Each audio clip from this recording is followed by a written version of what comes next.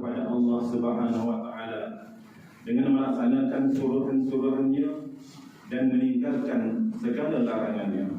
Mudah-mudahan kita diberkati, dirahmati dan diridai oleh Allah Subhanahu wa taala.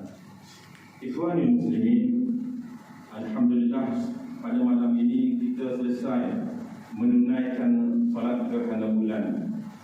Dan bulan dan matahari serta langit bumi ini adalah tanda-tanda kebesaran Allah Subhanahu wa taala. Dalam surah Al-Imran ayat 190, Allah Subhanahu wa taala berfirman, "Inna fi khalqis samawati wal ardi wa ikhtilafil laili wan nahar laayatin liulil albab." Sesungguhnya pada kejadian langit dan kejadian bumi serta pertukaran malam dan siang adalah tanda-tanda kebesaran Allah dan bahan pengajaran bagi mereka yang mempunyai akal. Ikhwanil muslimin, kita sebagai seorang Islam yang beriman kepada Allah Subhanahu wa taala, sepatutnya kita sedar dan mengambil iktibar dan mengambil pengajaran daripada kekuasaan Allah Taala. Apabila kita melihat kepada langit, apabila kita melihat kepada bumi, biarlah kita merasakan kebesaran Allah. Ikhwanil muslimin sekalian, sebenarnya kita sentiasa berada di dalam nikmat Allah yang cukup besar setiap masa, setiap detik dan setiap ketika. Tapi kadang-kadang nikmat yang besar ini kita kebanyakan manusia lupa. Wa in ta'uddu ni'matallahi la tuhsuha. Kalau kamu kira, kamu hitung nikmat Allah Subhanahu wa taala ke atas kamu ini, banyak sekali kamu tidak akan terhitung. Jadi muslimin dan muslimat sekalian, sesuai dengan apa yang berlaku gerhana bulan pada malam ini, kita ambillah pengajaran kepada kita betapa kita berada di dalam kekuasaan Allah Subhanahu wa taala.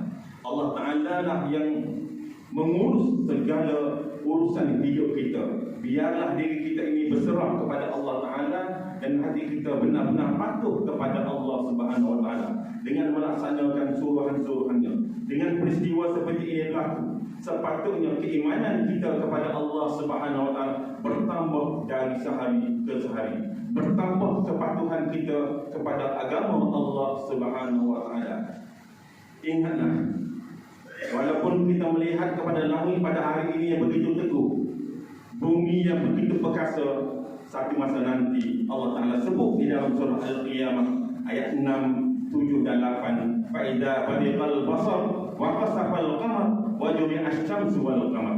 Apabila mata manusia sudah terbelalak, apabila bulan pada hari itu telah hilang cahayanya, dan apabila matahari dan bumi, apabila wajubilah syamsu wal qamar, apabila dikumpulkan matahari dan bulan, ingatlah itu berlakunya kiamat.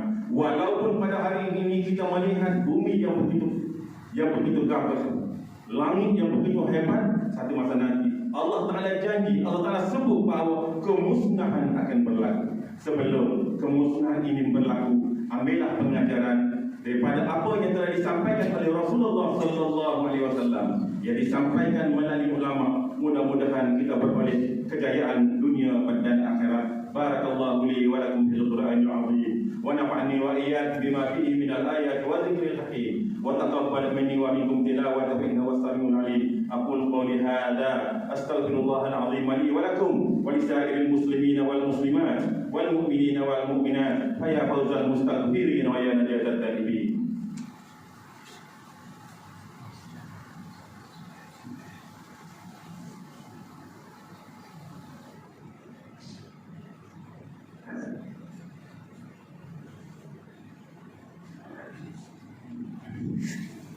Alhamdulillah hamdan katsiran kama amar.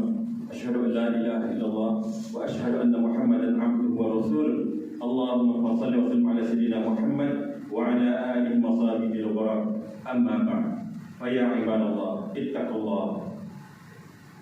Muslimin dan muslimat yang dirahmati oleh Allah, bertakwalah kita kepada Allah Subhanahu wa taala.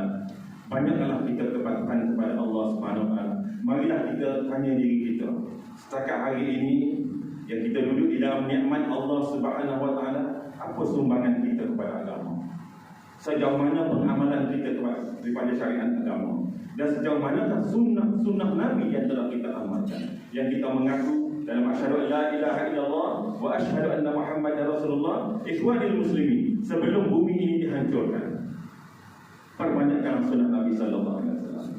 Sebelum nyawa kita ditarik oleh Allah Subhanahu wa taala, perbanyakkan mengikuti sunnah Nabi sallallahu alaihi wasallam. Sebelum mata kita terbelalak, sebelum matahari dan bulan ini dikumpulkan menjadi satu dan dimusnahkan oleh Allah Taala, maka perbanyakkan amalan kita, perbanyakkan mengikut sunnah Nabi sallallahu alaihi wasallam. Mudah-mudahan kita beroleh hidayah dunia dan akhirat. Allahumma ighfir lil muslimina wal muslimat wal mu'minina wal mu'minat al ahya'i minhum wal amwat. Ibadallah, inna Allah ya'muru bil 'adli wal ihsan wa ita'i dhil qurba wa yanha 'anil fahsya'i wal munkari wal baghi ya'idukum la'allakum tadhakkarun.